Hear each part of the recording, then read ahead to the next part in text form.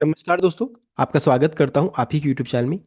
Video को start करने से पहले आप सभी से रिक्वेस्ट करूंगा, अगर अभी तक आपने चैनल को सब्सक्राइब नहीं किया है तो इसे request to all of you, please channel को सब्सक्राइब कीजिए। वीडियो को लाइक कीजिएगा एंड शेयर कीजिएगा एज मच एज पॉसिबल, ताकि ज़्यादा से ज़्यादा लोगों तक ये वीडियो पहुंच सके। तो चलिए स्टार्ट करते हैं। जहाँ पर देखिए आज हम लोग डिस्कशन करेंगे अबाउट अपकमिंग आईपीओस के बारे में, जहाँ पर हम लोगों को शेयर होल्डर कोटा का बेनिफिट मिल सकता है। ऐसे आईपीओस के बारे में डिस्कशन करेंगे। साथ साथ जो अभी अभी जो हॉटेस्ट आईपीओ जो 2026 में आने वाला, उसका लिस्ट को भी हम लोग भी चेक करने वाले हैं। तो चलिए स्टार्ट करते हैं। यहाँ पर सबसे पहला चाहिए कि देखिए आईसीआईसीआई प्रूडेंशियल एएमसी का तो आईपीओ यहाँ पर देखिए लिस्टिंग हो चुका है। अच्छा खासा 20% प्रीमियम में यहाँ पर देखने को मिला। अच्छा खासा प्रॉफिट भी मिला है। और यहाँ पर जिन्होंने भी आईसीआईसीआई बैंक का शेयर को खरीद करके रखा होगा, उनको तो देखिए 2 एप्लीकेशन उन्होंने फाइल किया होगा। तो ये अभी लेटेस्ट यहाँ पर है जो आईपीओ, जहाँ पर शेयर कोटा का बेनिफिट लोगों को मिला है। तो यहाँ पर देखिए बताना चाहूँगा कि यहाँ पर होता क्या है कि पैरेंट कंपनी का शेयर को अगर आप खरीद करके रखिएगा तो आप देखिए 2 एप्लीकेशन फाइल कर सकते हैं। एक है शेयर कोटा का बेनिफिट आप ले सकते हैं, दूसरा है रिटेल कोटा का भी आपको बेनिफिट मिल सकता है। यानी कि 2 एप्लीकेशन आप फाइल कर सकते हैं जब आईपीओ अप्लाई करते हैं तब। यहाँ पर बेनिफिट भी मिलता है। बिकॉज देखिए होता क्या है कि शेयर कोटा में अगर अप्लाई करते हैं तो यहाँ पर प्रोपोर्शनेट बेसिस में यहाँ पर अलॉटमेंट होता है, यानी कि मिलने का चांसेस यहाँ पर ज़्यादा रहता है। और रिटेल कोटा में क्या है कि लॉटरी सिस्टम रहता है, किस्मत की बात होती है। तो इसलिए यहाँ पर देखिए इसका हम लोग बेनिफिट ले सकते हैं। बिकॉज 2 आईपीओ, सबसे पहला चीज़ 2 एप्लीकेशन फाइल कर सकते हैं, ये सबसे पहला बेनिफिट हो गया। और दूसरा प्रोपोर्शनेट बेसिस में होता है, उसका भी बेनिफिट मिलता है। तो ये हो गया। अब आगे बढ़ते हैं। साथ साथ यहाँ पर बताना चाहूंगा कब खरीदना रहता है। देखिए 2 चीजें होती है, एक होता है डीआरएचपी, दूसरा दूसरा होता है आरएचपी। डीआरएचपी का मतलब होता है ड्राफ्ट रेड हेयरिंग प्रोस्पेक्टस बोला जाता है, क्योंकि सबसे अर्लियर इनिशियल ड्राफ्ट होता वर्जन होता है जो कि सबमिट किया जाता है सेबी के पास रिव्यू के लिए। आरएचपी जो रहता है ये रिवाइज्ड एंड फाइनलाइज्ड वर्जन होता है आफ्टर सेबी अप्रूवल। तो सेबी का अप्रूवल मिलने के बाद जो रहता है ये फाइनल रहता है। तो इस चीज को ध्यान दीजिएगा, जब भी शेयर कोटा का बेनिफिट अगर हम लोगों को उठाना है, लेना है, तो आरएचपी फाइलिंग से पहले लेना पड़ेगा। तो आरएचपी को हम लोग यहाँ पर रिकॉर्डेड मानते हैं। यानी कि आरएचपी अगर मान लीजिए फाइल हो जाता है तो उसे 1 दिन पहले हम लोगों को शेयर खरीद करके रखना पड़ेगा। एंड कम से कम 1 शेयर रखना पड़ेगा, किसका? पैरेंट कंपनी का यहाँ पर रखना पड़ेगा। अब बहुत लोग सोचते हैं कि नहीं मैं 100 शेयर खरीद लेता हूँ, 500 शेयर खरीदूंगा तो मुझे ज़्यादा बेनिफिट। ऐसा नहीं होता। एक भी शेयर अगर आप खरीद करके रखिएगा तो आपको यहाँ पर शेयर कोटा का बेनिफिट मिल जाता है। तो इस चीज को ध्यान दीजिएगा, एक भी रखिएगा तो भी है। साथ साथ T+1 डे, यानी कि 1 दिन पहले लेना पड़ता है। आरएचपी फाइलिंग से पहले से रिकॉर्डेड मानते हैं। बहुत लोग इसको T+2 भी लेते हैं। तो आप अगर मान लीजिए सेफर साइड में रहना चाहते हैं तो 2 दिन कर लीजिए इसको, तो अगर रखिएगा तो आपको बेनिफिट मिलेगा। तो चलिए ठीक है, ये तो हम लोगों ने फंडामेंटल पार्ट को चेक कर लिया। अब आगे बढ़ते हैं। सबसे पहली कंपनी का नाम है जहां पर हम लोग को इसका बेनिफिट मिल सकता है, वो है हीरो फिनकॉर्प। देखिए इसका आईपीओ आने वाला है, हीरो फिनकॉर्प। जहां पर अगर चेक करेंगे तो इशू का साइज जो है 3668.13 करोड़ का है, जिसमें अगर चेक करेंगे तो फ्रेश इशू 2100 करोड़ का रहेगा। ऑफर फॉर सेल 1568.13 करोड़ का है, देख सकते हैं। यहाँ पर सेबी से अप्रूवल ऑलरेडी मिल चुका है। एक्सपेक्टेड टाइमलाइन था कि देखिए पोटेंशियली ये था कि इस मंथ के एंड तक या फिर अर्ली 2026 यानी कि जनवरी तक में भी आने का चांसेस थी, यानी कि कभी भी इसका अनाउंसमेंट आ सकता है इस आईपीओ को लेकर के। एंड ये कंपनी देखिए करती क्या है, तो ये प्रोवाइड करती है vehicle loan, personal loan, mortgage and MSME financing का काम करती है। एंड स्ट्रॉन्ग प्रेजेंस है इन 2 व्हीलर लोन मार्केट में। तो देखिए कहने का ये मतलब है कि ये एनबीएफसी सेक्टर को बिलोंग करेगी। एंड साथ साथ ये मेजरली जो रहता है, जो इनकी पैरेंट कंपनी है हीरो मोटोकॉर्प, उसका अगर जैसे आप गाड़ियां लेते हैं तो उसका फिनेंसिंग का काम करती है। तो मेजर जो रहता है इनका बिजनेस कहाँ से आता है, तो हीरो मोटोकॉर्प से ही इनको बिजनेस आता है। तो ये देखिए इसके लिए पॉजिटिव भी है एंड साथ साथ नेगेटिव भी है। और मान लीजिए हीरो मोटोकॉर्प का सेल्स घटेगा तो इनके लिए भी प्रॉब्लम है, अगर बढ़ता है तो इनके लिए अच्छी बात है। तो ये चीज़ यहाँ पर देखने को मिल रही है। अब यहाँ पर क्या है कि इसका देखिए आईपीओ अप्रूवल हो चुका है, आरएचपी तक फाइलिंग नहीं हुआ है। अगर हम लोग एक भी शेयर हीरो मोटोकॉर्प का खरीद करके रखेंगे आरएचपी फाइलिंग से पहले तो हम लोगों को इसका बेनिफिट मिल सकता है। बिकॉज यहाँ पर अगर चेक करेंगे तो की प्रमोटर एंटिटीज में तो हीरो मोटोकॉर्प जैसे लार्जेस्ट प्रमोटर एंटिटी है, जो कि होल्ड करती है लगभग 40% स्टेक होल्ड करती है। ये चीज़ यहाँ पर देखने को मिल रहा है। अभी हीरो मोटोकॉर्प का भाव चल रहा है 5645 का। पहले भी हम लोगों ने इस स्टॉक को डिस्कस किया था, जहाँ पर हम लोगों ने शेयर कोटा का बेनिफिट के बारे में बात किया था। उस समय इसका भाव चल रहा था लगभग 4500 करोड़ में चल रहा था। तो अच्छा खासा देखिए वहाँ से ऊपर गया, 6000 तक का हाई बना है। आप देखिए यहाँ पर ट्रेड कर रही है। तो इस चीज़ को ध्यान दीजिएगा। सबसे पहली कंपनी हो गई हीरो फिनकॉर्प। नेक्स्ट है आपका, देखिए इतनी सारी कंपनी एक साथ है, बीसीसीएल, सीएमपीडीआई, एचसीसीएल एंड एमसीएल। अब यहाँ पे देखिए बीसीसीएल हो गया भारत कोकिंग कोल, सीएमपीडीआई देख सकते हैं ये हो गया आपका, ये भी मिनी रत्ना कंपनी हो गई। एचसीसीएल यानी south eastern coalfield limited and MCL मतलब हो गया महानदी कोलफील्ड हो गया इसका नाम।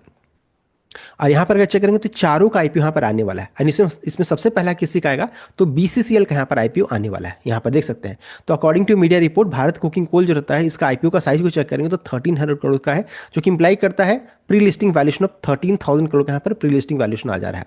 Issue is expected to be a pure offer for sale रहेगा with Coal India planning to dilute 10% of equity stake in BCCL. 10% stake यहाँ पर डाइल्यूट करने वाली है। एंड इसको अगर ट्रांसलेट करेंगे तो लगभग 46.57 करोड़ इक्विटी शेयर यहाँ पर निकल कर आ रहा है। तो ये हो गया आईपीओ के बारे में। अभी देखिए डेट्स वगैरह आया नहीं है, लेकिन हाँ इसका अभी रिपोर्ट्स आ रहे हैं कि कभी भी इसका डेट्स आ सकता है, बिकॉज यहाँ पर इस आईपीओ को ऑलरेडी अप्रूवल मिल चुका है सेबी से।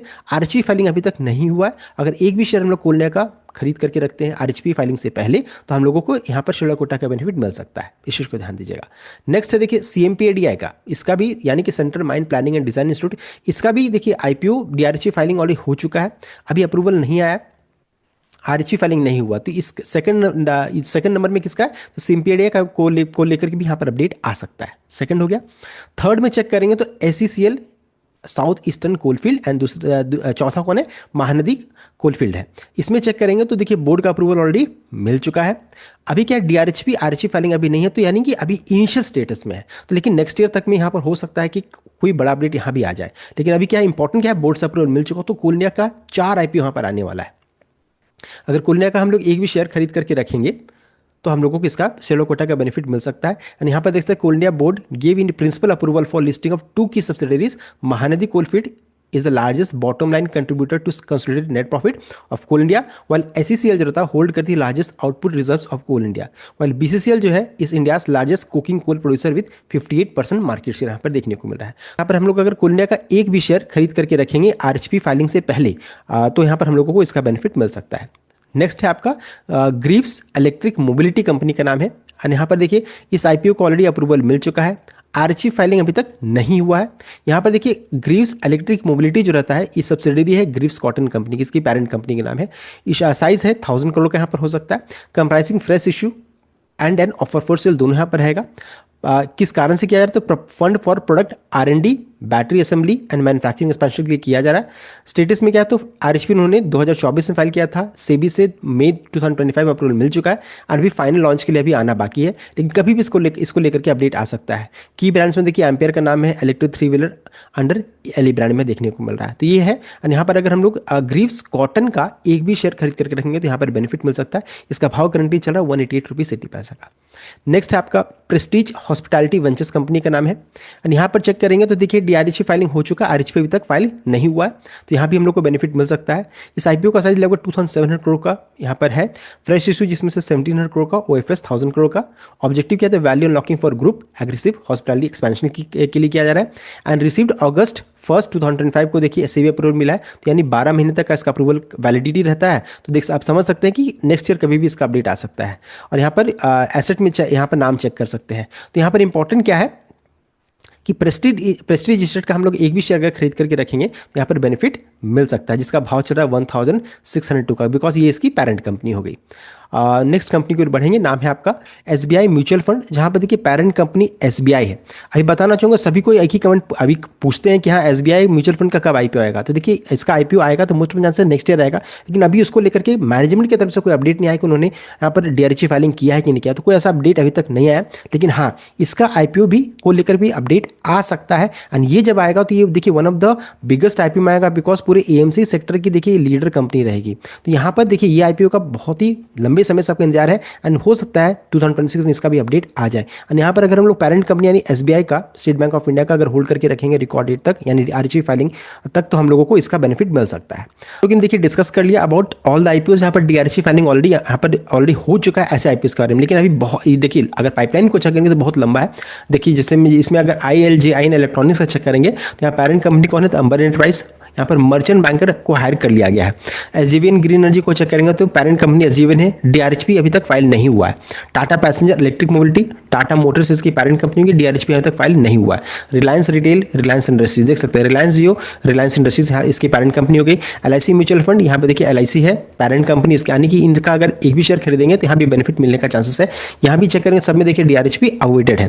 देन इंडियन गैस एक्सचेंज इसकी पेरेंट कंपनी हो गई, इंडियन एनर्जी एक्सचेंज, यहाँ पर बोर्ड अप्रूवल अभी मिल चुका है, अभी डीआरएचपी फाइल नहीं किया है। Then EAAA India and alternative, यहाँ पे एडेलवाइस फाइनेंशियल सर्विसेज है, डीआरएचपी रिटर्न बाय SEBI से भी यहाँ पे देखने को मिल रहा है, देख सकते हैं।